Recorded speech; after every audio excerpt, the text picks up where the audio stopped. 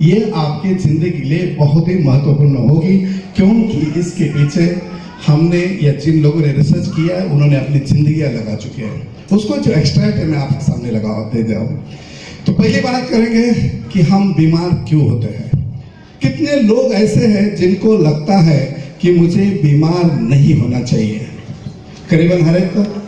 और कितने लोग ऐसे हैं कि आज तक जिंदगी में कभी भी हॉस्पिटल में गए नहीं, कि इंजेक्शन नहीं लिया। पहले जो 7-8 देते, अभी 14 देते, उसको छोड़ दो वैक्सीनेशन को, हा? उसके बाद अभी कभी भी हॉस्पिटल नहीं गए। ऐसे कितने लोग हैं यहाँ? खड़े रहिए आप। ओके, आप सर। अच्छा, आप है ना, आपकी उम्र कितनी है अभी? 45 साल हो गई। 45 साल में आपने कोई दवा नहीं खाई, कुछ नहीं गया? हाँ? कौन सी? बुखार के लिए। बढ़िया। देखिए, मेरा कहना ये है, आपने कहीं भी जिंदगी में कोई भी गोली नहीं खाई है, मतलब जो एलोपैथ का मतलब एनी सल्फेट है, ये आज तक इस दुनिया में एक भी बंदा ऐसा नहीं है जिसने बिल्कुल कोई दवाई नहीं खाई। जो लोग हैं जो सही में डे 1 से जब से होश संभाला तब से योगा करते हैं या खाने पीने में रहम रखते हैं, वही लोग इसके अंदर हो सकते हैं जो बीमार नहीं होते। लेकिन इंडिया एक ऐसा कंट्री है जहाँ मतलब है ना 4 ऋतु होते हैं। अगर ये 2 चेंज एक जगह होते हैं तो वहाँ इंसान बीमार होना ही होना है। इसलिए हम ये नहीं कह सकते, क्योंकि देखिए मेरा कुछ एजुकेशन अमेरिका में हुआ है, दैट इज एरिज़ोना। इंडिया के अंदर करीबन 28 पैथोजन का स्टडी किया गया है हम लोगों ने। तो 28 पैथोजन का स्टडी करने के बाद हमें यह पता चलता है कि और कितने पैथोजन हो गए। सबसे ज्यादा पैथोजन जो है आज जहां मैं खड़ा हूं गाजियाबाद है, और एक है ना भोपाल है। हाँ? तो सबसे पैथोजन, अभी पैथोजन का मतलब क्या है मैं आपको समझा देता हूं। जो हमारे ऊपर अटैक करते हैं, जिसकी वजह से हम बीमार होते हैं, उस कीड़े मकोड़ों को, वैसे मेडिकल साइंस में कीड़े मकोड़े नहीं कहते, हम कह सकते हैं बैक्टीरिया, वायरल, फंगस। ये ज्यादा पाए जाते हैं। ये आपका है ना गाजियाबाद और ये भोपाल है। अभी यहाँ रहने वाले लोग अगर इसी के अंदर सर्वाइव होते हैं तो ये सबसे मतलब कहीं और चले जाएगा। अगर अमेरिका में रह लेंगे तो कभी बीमारी नहीं होगी, कि वहां पैथोजन ही कम है। मतलब सबसे पैथोजन तो ये लोग रिजिड हो चुके हैं, रिस्ट्रिक्शन लगा चुके हैं। तो अभी इसी बात के ऊपर हम बात करेंगे। अगर इंसान को बीमार नहीं होना है तो उसको सिर्फ एकमात्र शक्ति बच जाती है, इसका नाम है रोग प्रतिकारक शक्ति, जिसका नाम है इम्यूनिटी। अगर आपकी इम्यूनिटी सही है तो दुनिया का कोई बैक्टीरिया, कोई वायरस, कोई फंगस, जो 3 मेजर कॉज है बीमार होने के। चौथा है जेनेटिक। इतना मायने रखता क्योंकि जेनेटिक इंजीनियरिंग या जेनेटिक कॉज जो है ये ज्यादा से ज्यादा आपको मतलब है ना 100 लोगों में से 51 दूसरे को प्रॉब्लम आती है। तो आज हम बात करेंगे इम्यूनिटी। अभी इम्यूनिटी के लिए बात करने से पहले ये इम्यूनिटी क्या है मैं आपको समझाना देता हूं। पहली बात इम्यूनिटी ये है कि जो जो बीमारियां हमारे शरीर के अंदर होती है वो सभी बीमारियों को अपने आप ऐसा सिस्टम डेवलप करना है कि जिसको इन्हें निकाल दिया जाएगा। ओके, तो देखिए पहला हम बात करते हैं इम्यूनिटी की। इम्यूनिटी की इसलिए बात करना जरूरी है, मैं आपको एक सिंपल पिक्चर बता देता हूं कि जब इस दुनिया में एक बच्चा जन्म लेता है, जिस घर में जन्म लेता है उस घर के अंदर माँ रहती है, पिताजी रहते हैं, भाई रहता है, उसका जो भी बहुत सारे जो 4, 5, 6, 7, 8 लोग रहते हैं, जॉइंट फैमिली है। तो हर एक लोगों को कुछ ना कुछ अलग अलग बीमारी होती है। लेकिन जिस घर में इस बच्चे ने जन्म लिया है उसी माहौल में होने के बावजूद भी ये बच्चे को कोई भी बीमारी अटैक नहीं कर सकती है। क्या वजह है?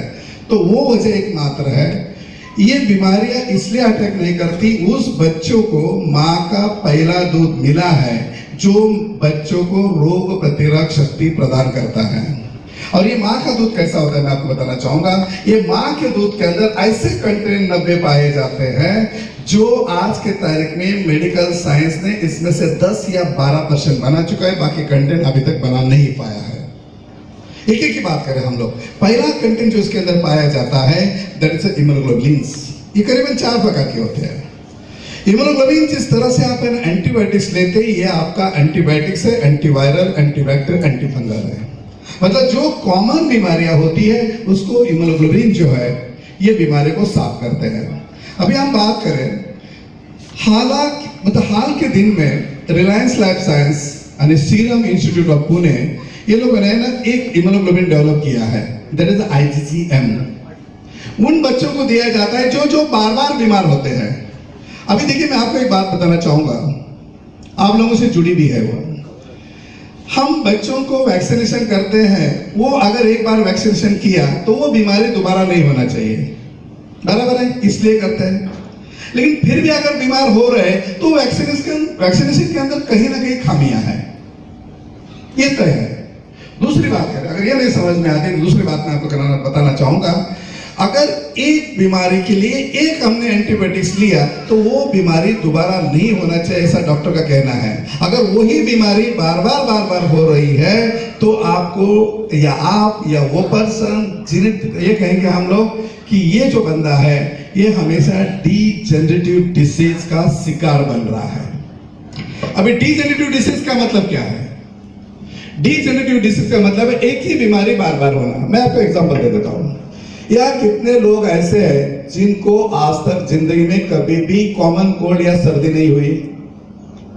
सबको होती, बराबर है। सर्दी का एग्जांपल मैं बता देता हूं। ये जो कॉमन कोल्ड है ये हो जाता है, कोई प्रॉब्लम नहीं, होना अनिवार्य है। लेकिन होने के बाद मेडिसिन लेते हैं तो भी आपको हफ्ता लग जाता है। अगर मेडिसिन नहीं लिया तो भी 1 वीक लग जाता है। कोई फर्क आया? मेडिसिन लिया तो भी हफ्ता, नहीं लिया तो भी हफ्ता। लेकिन कुछ लोग में से यहां जितने बैठे इसके अंदर 98% लोग ऐसे हो गए, कभी कभी सुबह उठते तो एक दूसरे छींका आ जाती है, नाक से पानी निकलता है, या कहीं एक ट्रक बाजू से निकल जाता है, बस बाजू से निकल जाता है, धुआं अगर आम मतलब नाक पे चेहरे पे सामने आ जाता है तो आपके सामने मतलब नाक से 1-2 बार 5-10 स्नीजलिंग होगी, पानी निकलेगा, छींके आ जाएगी और आप 10-15 मिनट के अंदर ठीक होते हो। ये कॉमन है। अगर ये कॉमन है तो ऐसे ही कोई भी बीमारी आएगा तो इसी तरह से उसको ट्रीट करना है। इस जगह आपकी रोग प्रतिरोधक क्षमता यानी कि इम्यून सिस्टम काम कर रही है। मतलब ये देखिए, बैक्टीरिया, वायरस और फंगस, इसको आप रोक नहीं सकते हो, इसका रोकने का आपके हाथ में नहीं है, लेकिन उसका प्रतिकार करने की क्षमता आपके शरीर के अंदर मौजूद है। इसलिए आपको एक चाहे कॉमन कोल्ड हो चाहे कुछ जैसे आएगी 10-15 मिनट में अगर उसको ठीक होता है आपका, तो आपकी रोग प्रतिरोधक क्षमता सही तरह से सही मायने में सही काम कर रही है। It's working perfectly. मतलब क्या है, अगर जैसे कॉमन कोल्ड हुआ उसी तरह से चाहे कोई भी बीमारी होने दो, अगर इसी तरह से शरीर उसको रिपेयर करता है। इसीलिए तो 400 साल पहले एलोपैथी का जन्म हुआ, 5000 साल पहले आयुर्वेदा का जन्म हुआ, उससे कई साल पहले चाइनीज मेडिसिन का जन्म हुआ है। क्या हम सोचे 10,000 साल पहले इंसान का जन्म हुआ है? जब तक इस दुनिया में जब इस दुनिया के अंदर, ये प्लैनेट के अंदर पहला जीव यानी कि मनुष्य प्राणी आया, तब इस दुनिया की जो 74 पैथीज है जिसका हम ठीक करने के लिए, इंसान को ठीक करने के लिए यूज करती, एक भी कहती मौजूद नहीं थी। क्यों नहीं थी? तब हवा अच्छी थी, पानी अच्छा था और आपका फूड अच्छा था।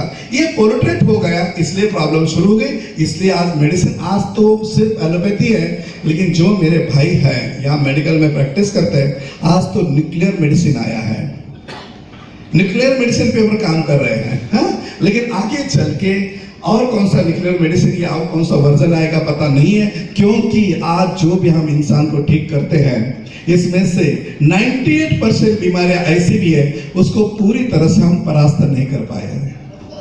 फिर वापस आ जाए ना इम्यूनिटी। आज भी हम देखिए, या एमबीबीएस किया हो कोई स्टूडेंट या कोई है प्रैक्टिशनर एमबीबीएस?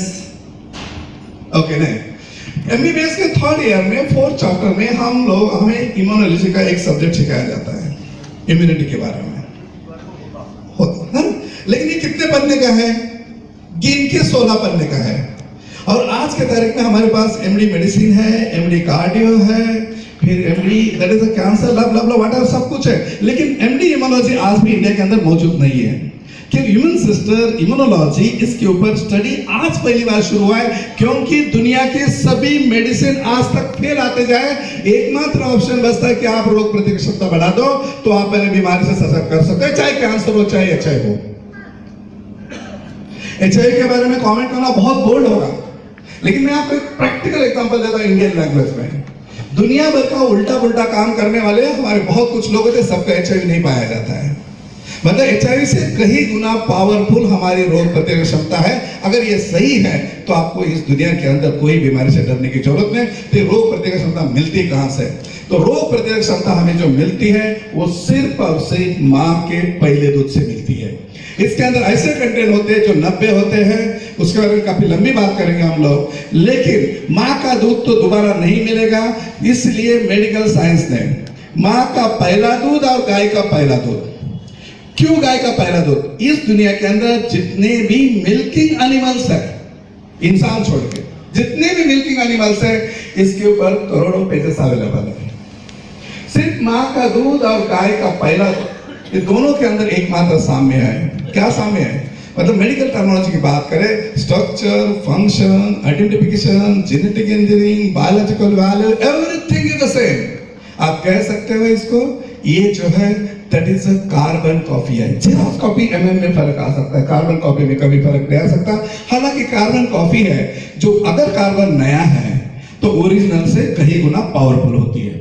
तो ये जो है मां का पहला दूध और गाय का पहला दूध, इसलिए आज के मेडिकल साइंस ने गाय के दूध के ऊपर बहुत सारा रिसर्च किया और जो जो इंपॉर्टेंट कंटेंट है उसको अलग किया और वापस इंसान को दे दिया, ताकि जो कंटेंट्स हमें मां के दूध से मिले, जो सिर्फ और सिर्फ आपके शरीर के अंदर मौजूद जो होते हैं, that is only 29 to 30 years तक होते हैं, 30 साल तक। इसलिए 30 साल तक जनरली जो यंग जनरेशन है, जो तरुण लोग है, जो यूथ है, वो बीमार नहीं होता है। बीमार कौन होते हैं? देखिए एग्जांपल मैं बताऊंगा। हम वही लोग हैं बचपन में साइकिल चलाते हैं, कितना बार गिरते हैं, कितना बार है ना कबड्डी खेलते हैं, जो भी खेल खेलते, कितना बार, कभी हड्डी नहीं टूटी। लेकिन वही लोग हैं जैसे हमने 45-40 क्रॉस किया, एक ऐसा बाथरूम जिसके अंदर जिंदगी में नहा लिए, वहां जाके फिसल जाते हो, हड्डी टूट गई। कौन सा ऐसा चेंज आया भाई? वही है ना। तो यही है क्योंकि माँ के पहले दूध के अंदर मिलने वाले सभी कंटेंट आपके शरीर के अंदर 29 ईयर्स तक है ना मौजूद होते हैं। और ये जैसा ही कम होने लगता है तो शरीर के जो हमारे पुर्जे हैं, जिसको हम मतलब हमारे पार्ट है, बॉडी के ऑर्गन्स है, पुर्जे इसलिए कह रहा हूँ, ऑर्गन्स कहेंगे तो पता नहीं चलेगा, तो ये कहीं ना कहीं वीक हो जाते हैं और उनको रिपेयर करने के लिए बाजार में कोई अवेलेबल उसका रॉ मटेरियल नहीं है, इसलिए प्रॉब्लम है। तो ये जो है ना गाय और माँ का दूध के बारे में बात करेंगे। एक छोटा सा वीडियो में आपको दिखाऊंगा, उसके बाद आपको पता चलेगा, फिर हम इसके ऊपर सेशन करेंगे।